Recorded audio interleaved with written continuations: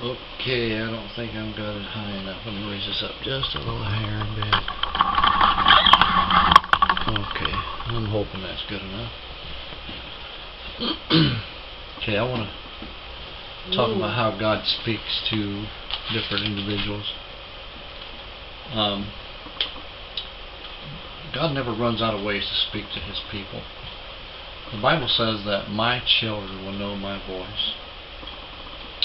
And you know, I've done this before. I've just opened the Bible up and go like this, and had the Lord speak to me about something very special.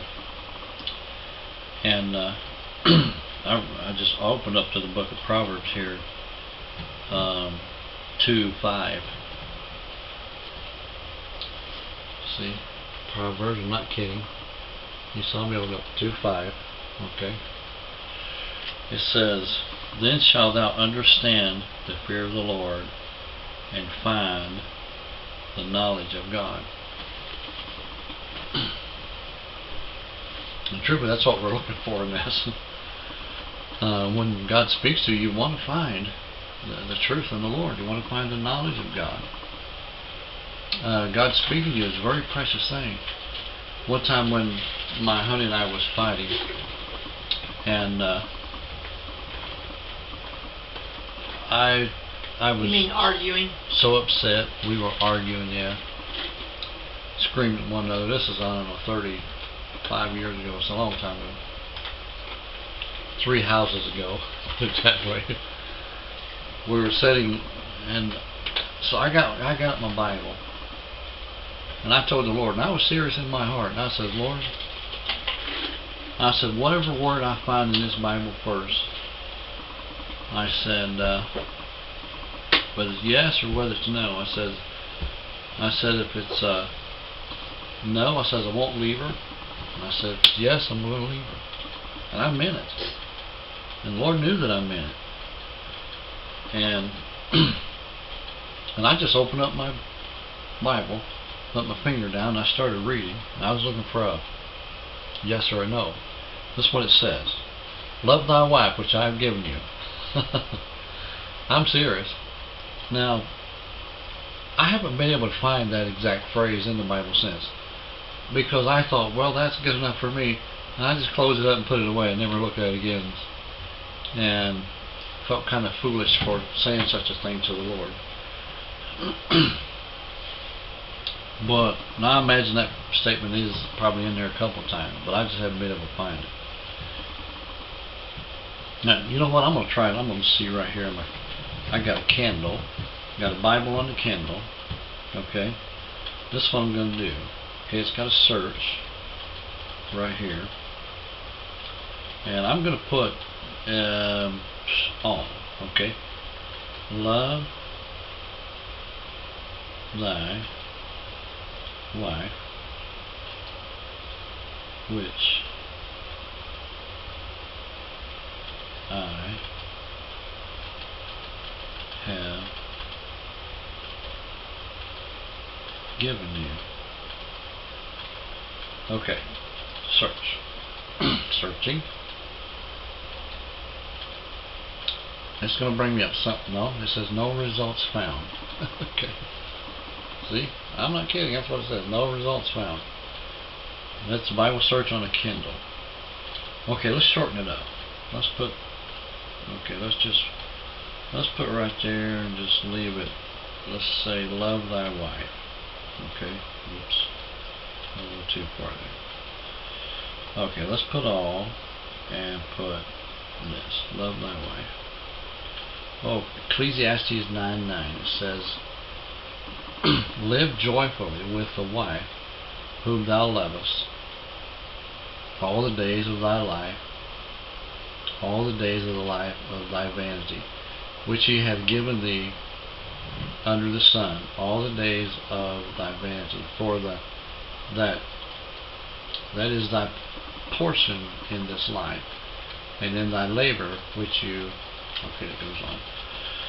So we still can't excuse me, find that particular phrase in the Bible. When I put Old Testament, New Testament, and it's still not showing me anything different than Ecclesiastes 9:9.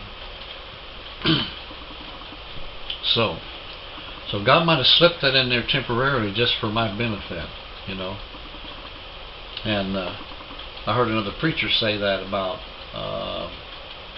Isaiah 40:31, I think it was. And God speaks to us through His Word. This Word, I mean, not in the pre-example which I've just given you, but, you know, in certain situations in our life, God will speak to us with these phrases like this. Okay, Proverbs 1:7 says, the fear of the Lord is the beginning of knowledge, but fools despise the wisdom and instruction. I mean, now there's something God can speak to you, and a phrase in every day of your life when you're just dealing with people. Oh, people, boy, I'm telling you, there's some strange folks out there. Especially, well, I'm not going to point any out. I can point out a whole bunch. I'm kind of strange myself, but that's what the Bible says, that God's people are peculiar. Well, because we don't go by cardinal means. We don't go by. See, you have somebody that don't believe in God, they'll interpret things in a different fashion than what somebody who does. Because see, as a Christian, we believe that God has His hand in everything. And if you're not a Christian, you believe that everything is ran by circumstances. It's all just a turn of an event. Everything happens by chance. Okay? So, and you look at things extremely different when you don't believe in God. And when you do, God speaks to His people through His Word, speaks to us through His faith through our faith about who He is. He speaks to us through other people's words. He speaks to us through the sermons that preachers give on Sunday. He speaks to us through little babies, the faith that, the Bible talks about how that the kingdom of heaven is as a little child. Well, when you look at a little child, I'm talking about an infant, a little baby. My honey babysits for one that I call Toodles, and this baby's about 3 months old. She is such a pretty, beautiful, innocent looking little thing, and she's just a joy to be around. She goos and she gurgles and she whistles and she tries so hard to talk to you. I swear she has the mentality of a 9-month-old. I mean, she's a sharp kid. You know what I'm talking about? You say bye-bye and she gets excited. Different kind of things like that. But you know, and the Lord, the Lord talks to us in situations the same way. You know, just like that. And through events that we have through the day, you know, I've had the Lord speak to me, guide me through things. One time when I was praying, I was walking up the road, and I looked down and I found a fishing lure that was still in the pack, and it was a particular kind of fishing lure for crappie. Okay. Now you would think the Lord could speak to somebody through this particular thing, but now listen, this is the circumstances of what I was praying about. My dad had just passed away, and and I was praying to the Lord, and my dad loved to fish for crappie. Okay. And I can't truly remember if this was right before Dad passed away, he was still alive, or right after. I think he might have been still alive. Okay, but prognosis wasn't looking good. He'd been laying in the hospital for about 10 days at the time, unconscious, and he was really sick. And it's just, you know, the doctors are saying there's no way that he's coming out of this. And of course, I don't give up until God says the last word, you know. Yeah, but everybody, you know, a lot of other people wanting to pull the plug. Actually, what? He actually died when you came upstairs. Yeah, but anyways, I See, I found this fishing lure, and the Lord spoke to my heart. And He says, when I seen that fishing boat, brand new, still in the pack, and the Lord said, your fishing trips with your dad is not over. See, this was a treasure laid up for me. See, now that's how God speaks to His people. You get serious with the Lord, you start praying, man, God will speak to you about situations like that you're living in. God, He knows you. You listen, He wants to speak to you. He wants to. He wants you to get, like we read there in Proverbs, the fear of the Lord. Now, this is not talking about a frightened fear. It's talking about a respectful fear. Just like you would look at your mom or your dad, okay, when you're a child. That kind of respectful fear. I'm talking about a good mom and dad. I know there's a lot out there that abuse their kids. I'm not talking about that.